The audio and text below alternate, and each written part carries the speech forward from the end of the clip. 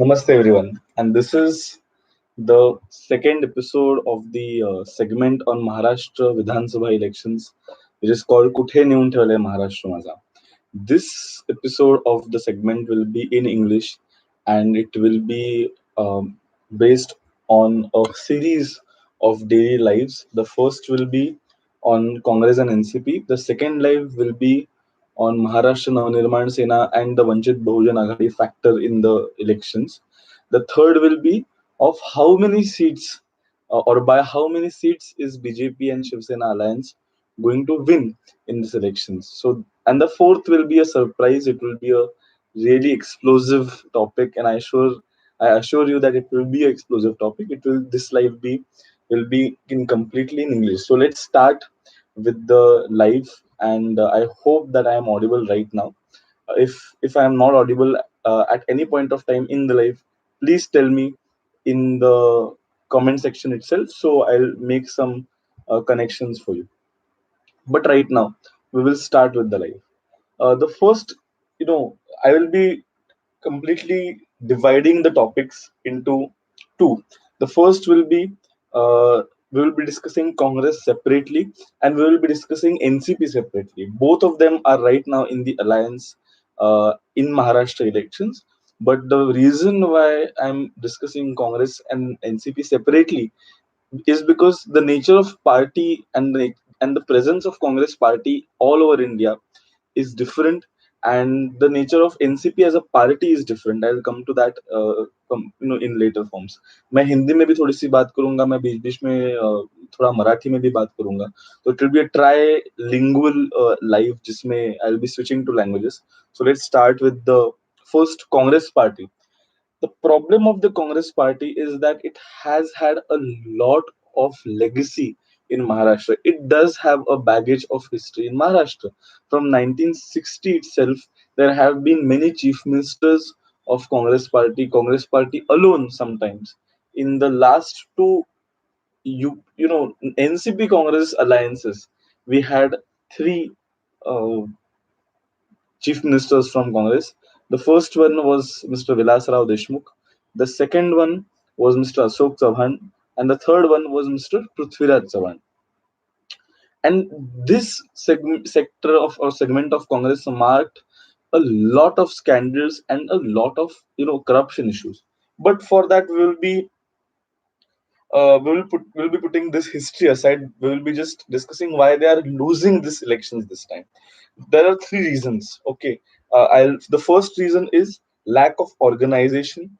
The second is ideological crisis, and third is lack of motivation. So let's delve into the first issue, जो है lack of organizational crisis. देखो, Congress as an organization or as a grassroots organization was present in all over India for past, let's say, 70 years or more than that, while freedom struggle. But after losing several elections after 2014, uh, एक विश्वास होता है लोगों का towards a party or towards an organization, that has been losing out for two reasons again. The first one is because a new generation of voters has flooded Indian democracy, which asks questions ki, okay, you might have fought freedom struggle, but what after that? And Congress tries to answer these questions very specifically, but fortunately or unfortunately, they have failed to answer these questions. Ki, okay, you were a party before independence, you were a very strong party. Even after independence, for the first 10 to 15 years, it is arguable, but still you were a party, you were a strong party. But what happened right now? So the first point is lack of organizational level, and in that level is the sub points. First is the new democracy or new generation which has flooded the Indian democracy. The second reason is no ideological backing. Bhajapa or BJP has RSS as its ideological parent or ideological partner. Any word would suit. But there was something called Janasangh, and it was not Janasangh. I'm sorry. It was Rashtradal or something, or an organization called Rashtradal or something like that. There was an organization which was started by Sane Guruji and many people in Maharashtra, and Sahakar Chळवळ, as we say. All these ideological factions of Congress have now distanced themselves or are on their own decline of age. So there is no ideological backing, and that's why uh, Congress as a party does not have an ideological support which they can create a counterpart to the ideology which is BJP is presenting to the public.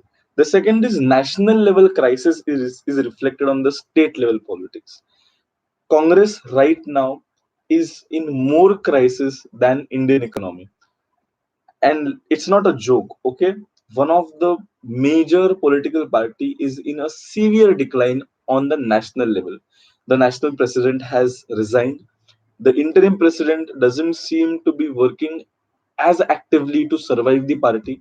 So Sonia Gandhi is not working very hard to resolve the dispute. She's trying her best, but again there are limitations to a person who has not been active in the politics for so many years. So देखो क्या होता है, and I will give you this example.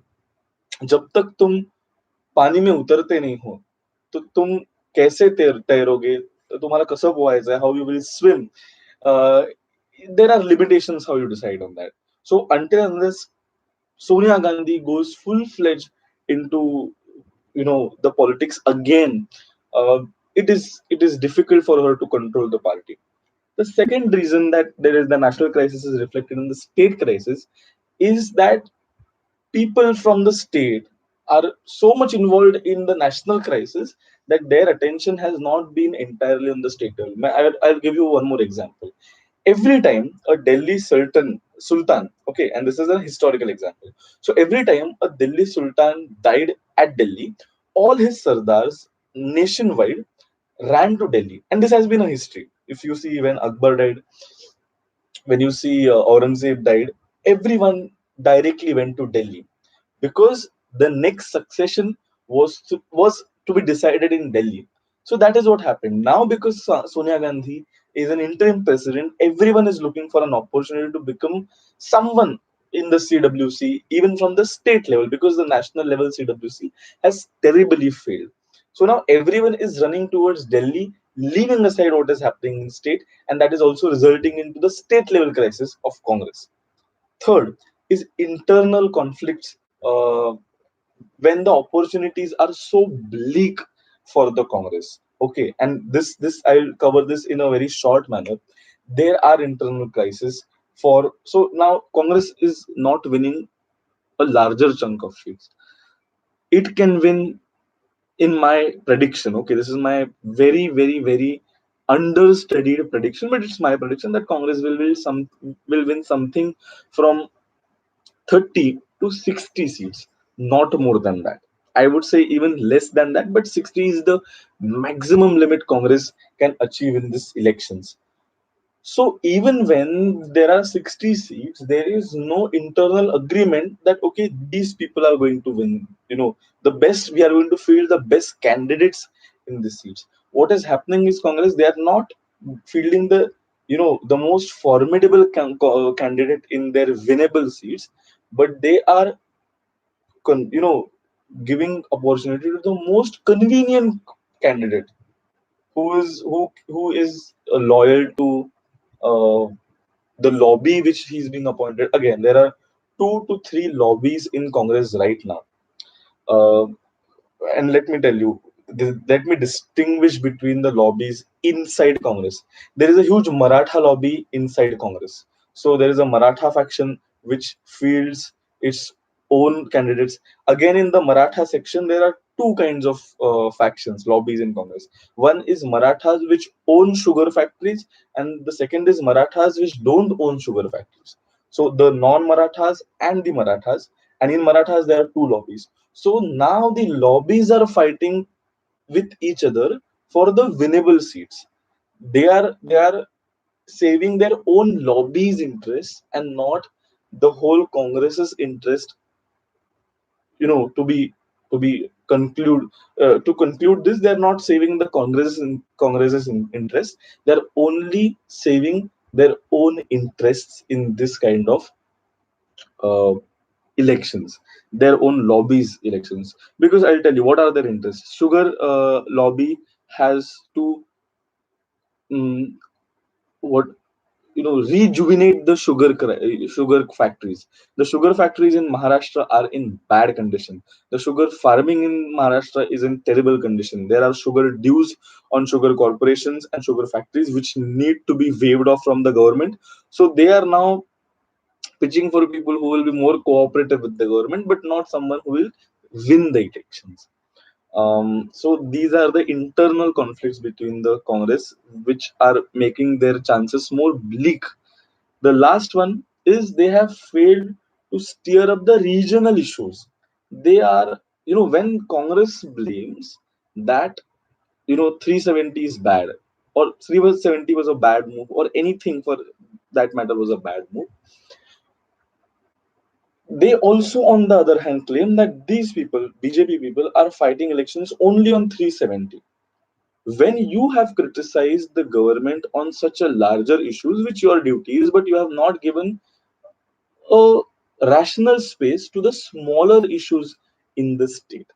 So what has happened is that they have focused on the larger issues, ignoring the regional issues, and they have turned back to the regional issues when only when the elections come back. There is an issue of roads in Maharashtra, in urban Maharashtra and in rural Maharashtra. So connectivity is one issue. The second issue is unemployment and underemployment. Okay. And the third issue, let's say the agricultural crisis in Maharashtra. Okay. The first issue was connectivity. I don't see any of the Congress leader or NCP leader or the opposition leaders taking up the issue of connectivity to a state level. Okay. They the second issue was the unemployment. Criticism on unemployment and action on unemployment are two different things. uh, Huge rallies about unemployment, I don't see huge rallies about unemployment.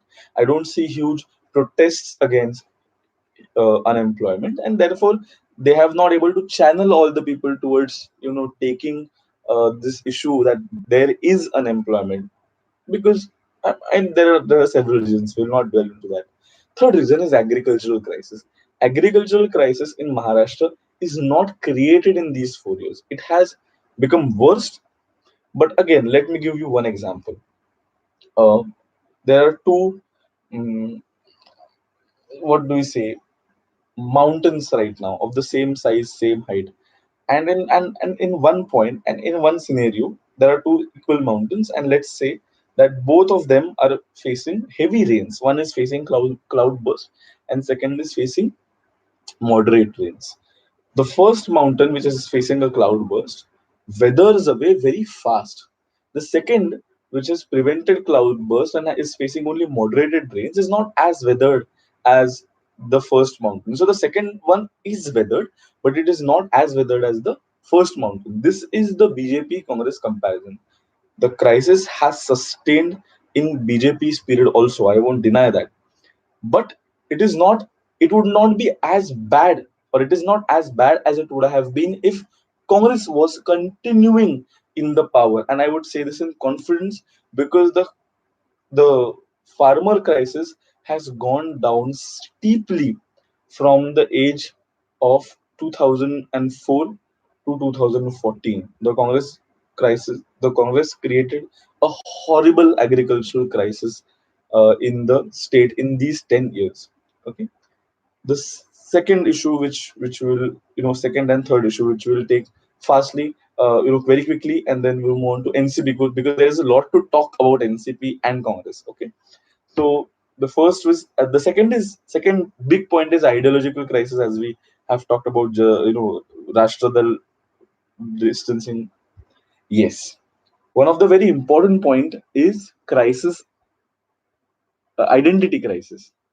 Identity crisis matlab that the Congress has not come out of its false cover of being always in power. तो power complex होता है ना, आदत होती है कि हम तो पावर में ही रहे हैं, हमको opposition. So every party needs space and every party needs a little time. Everyone needs a little time to accommodate to the new position they are. So when you change your jobs, if you are on this side of the counter, you go on that side of the counter.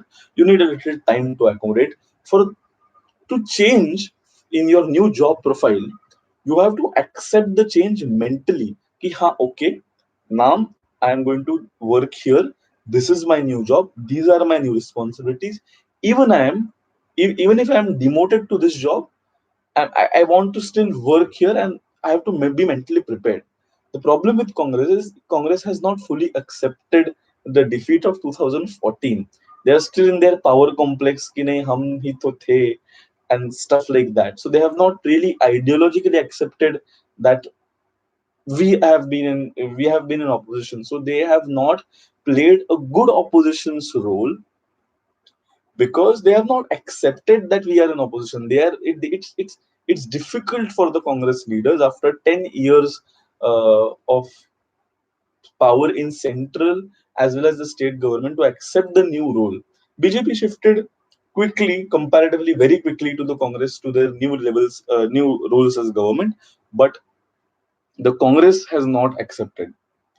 The third is lack of motivation. So the lack of motivation here means that the we do not see the kind of motivation the BJP workers have in the Congress workers or even the netas. So there might be two reasons here. Okay, one is the policies are very good of the current government, which I will not judge right now. It's on everyone to decide.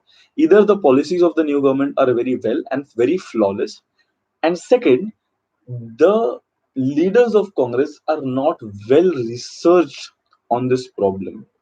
They're not well researched. They are not. So if you don't have the research, you blabber shit about policies. And same thing happened with Rafale. The people who criticized Rafale and who, for example, for that matter, who criticize things, the problem is they do not research about those things. And the same thing happened about Congress.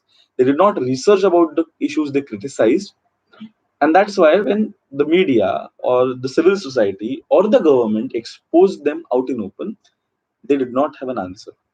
There was also policy paralysis, which was faced by this coalition in Congress, because after 2014 till let's say 2013, which can be a formidable period, every time the Congress criticized on to about BJP's policies, the BJP was free to say, and which was partly true or completely true in many cases, that these problems are your problems. They were not created by us. They were created in your regime. So shut up and let us solve them. you know uh, don't interfere in that. And that was real. I mean, that was very true when BJP said that these problems were created in your regime and let us work on them. That was absolutely true. And even people bought that. There's a farm crisis, sugar factories are not working, connectivity is not there, there's urban flooding, there's urban saturation, there's farming crisis, and so on and so forth. And Congress, when Congress said these things, people said, you were in the government. Who are you to criticize? That was also because Congress did not change its leaders. If they had changed its leaders in the elections or after elections, the new leaders would have said, "Ki, theek hai, that was an ancestral problem. These were our ancestors, and it was their problem. But now we are new faces." The Congress has also failed to replace their new faces कि कोई नया चेहरा ला नहीं रहा है, and that is also a national problem. That's not just a state problem. All the problems inherited by the government in BJP were created maybe before the Congress government took over in 2004, but they were largely magnified in their regime. So the Congress did not have uh, any moral right to criticize the BJP government, according to people, not me. It is the right to of the opposition party to criticize. But when they went to the people with the criticism, people said, you shouldn't be the one talking about it. The only thing they did good was this coalition with NCP, which is going to cost NCP a lot. I'll explain this how, and this is how we go on the NCP sections. The NCP section is a little confusing to start because NCP is not a party as such. So, you will be surprised that NCP is a national party, but it's not a party as such. Mr. Sharad Pawar ideas are same as Congress. His policies is as same as Congress. His intention is as same as Congress. But because there was no extra position given to him in Congress, he started his own thing. So it's just two companies with the same motivation. मतलब ये अंबानी जैसा हो गया. So just to bifurcate taxes because there is a leadership crisis or whatever it may be, but these are like the two clone parties in Maharashtra with almost the same ideology. But Pawar is not a party. Pawar had collected Mr. Pawar had collected people who can win in elections in those places and collectively called it as NCP, or who did not even want to go in Congress because of the psychophancy which goes on in Congress, who wanted a straight spine to win in the elections, and then winnable candidates called a group of winnable candidates called NCP who wanted their electoral space without sycophancy. I think this would be the most proper definition of the party NCP. The party hurt in the last 5 years the most by their leaders contradicting stands. The first contradicting stands was just after the election results were out that NCP will support the BJP government, which was then in minority. So Sharad Pawar took a stand that if Devendra wants, we are ready to support him, which baffled his own party leaders. That we were in a power crisis. We just lost power in the state, and now this man is talking about supporting the party which we fought against nail tooth and nail. Again, cut and edit to 2019, where 370 in Rajya Sabha, their MPs opposed 370. In Lok Sabha, they performed a walked out, and uh, right now, 2 days before, Sharad Pawar said that we support the removal of 370. So the contradicting and conflicting stand, and this is not a political supremacy or a political charm of Mr. Pawar. I am personally in disagreement with this kind of statements that completely takes down the motivation of the leaders in your party and the workers of your party. So these contradictory stands has affected NCP a lot, even when they were in opposition. Now there is a three-way leadership crisis inside NCP. It's a family party, just as the Congress. And now, as Mr. Sharad Pawar approaches his age of 80, his um, brother's son Ajit Pawar and his own daughter Supriya Sule, and the third front, which are non-lineage leaders like Jitendra Avhad in NCP party. Now there is a power crisis between these three groups because if you see, there have been conflicting stands between Mr. Ajit Pawar and Mr. Sharad Pawar, Mr. Avhad and Mr. Ajit Pawar, Mr. Avhad and Mrs. Supriya Sule.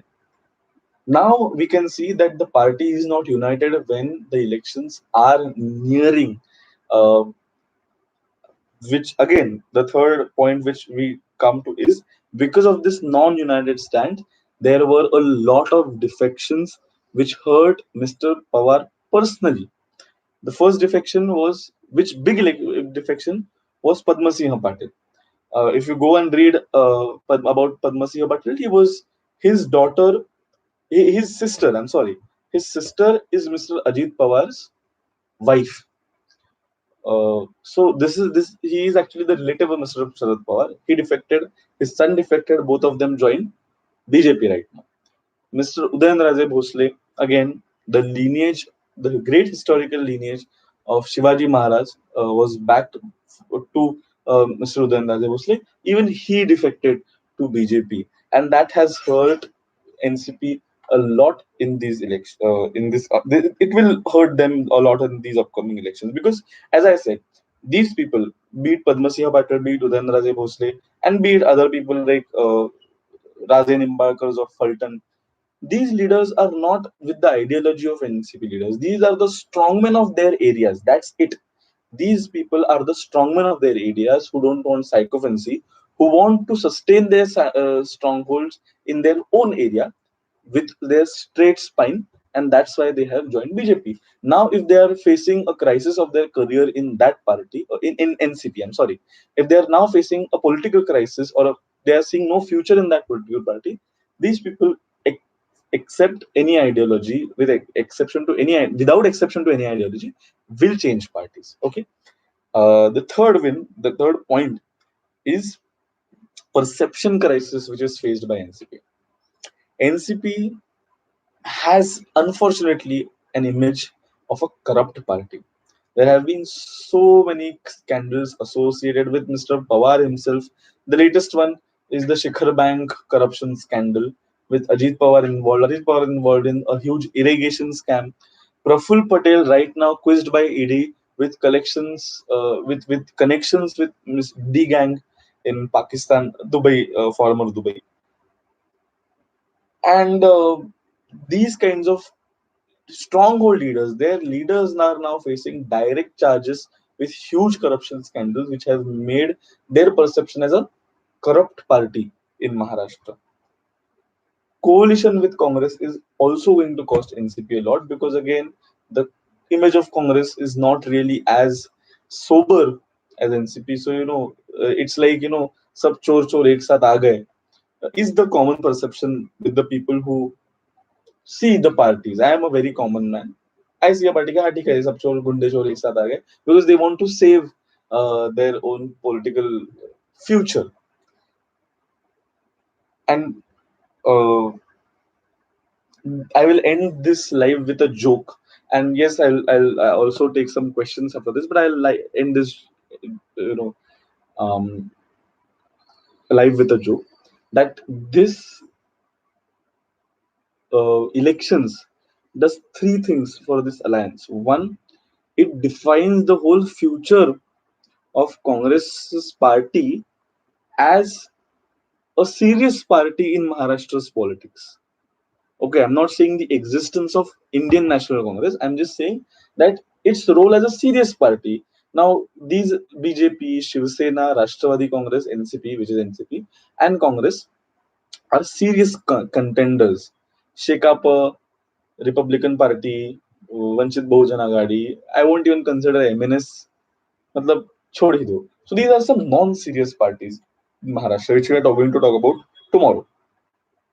Now, what has happened is, if Congress loses the elections badly, it will be considered with these other parties like Shekapa, Republican Party, as non-serious contenders who just want to punch above their weight and just prove कि हाँ ठीक है हम इतना vote share उठा सकते हैं, and it will go. For NCP, it's a existential crisis. It's an existential crisis altogether. कि मतलब ये अगर हार गए तो they are going to lose a lot in Maharashtra. Their western parts, their scandals and their stronghold on cooperative societies is going to vanish in the next 10 years. And the third is BJP. If it vanishes, if these things happen and Congress and NCP vanish in Maharashtra, it is going to cost Mamata Didi in West Bengal, and it is going to change the Tamil Nadu and upcoming politics in the next 2 to 3 years till Uttar Pradesh elections. So it is these systems and these election results will have a larger impact on these three parties on in national politics in a different manner because Maharashtra is a big state. So yes, I'll talk about NCP's stronghold in rural parts. As I said, NCP does not have a stronghold in rural parts as a party. Their strongmen have influence. Their strongmen definitely have a rampant influence even right now. I will give you one example. Udayanaraje Bhosle. or Ramraje Nimbalkars of Fulton, Udayanraje of Satara, Kolhapur's Mahadiks. And these people are strongmen. These people work in their own region.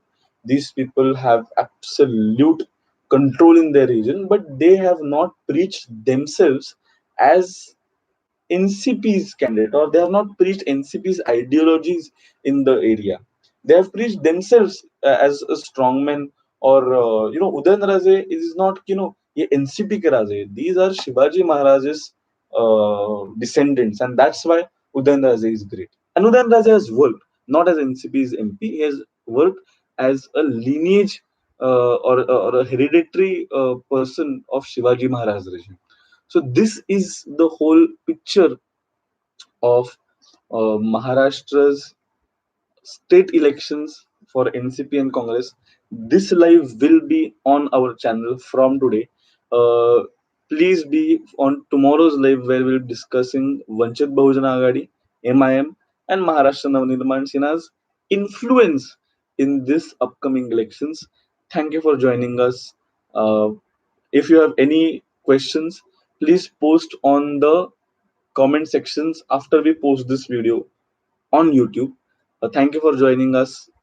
Good night and Jai Hind.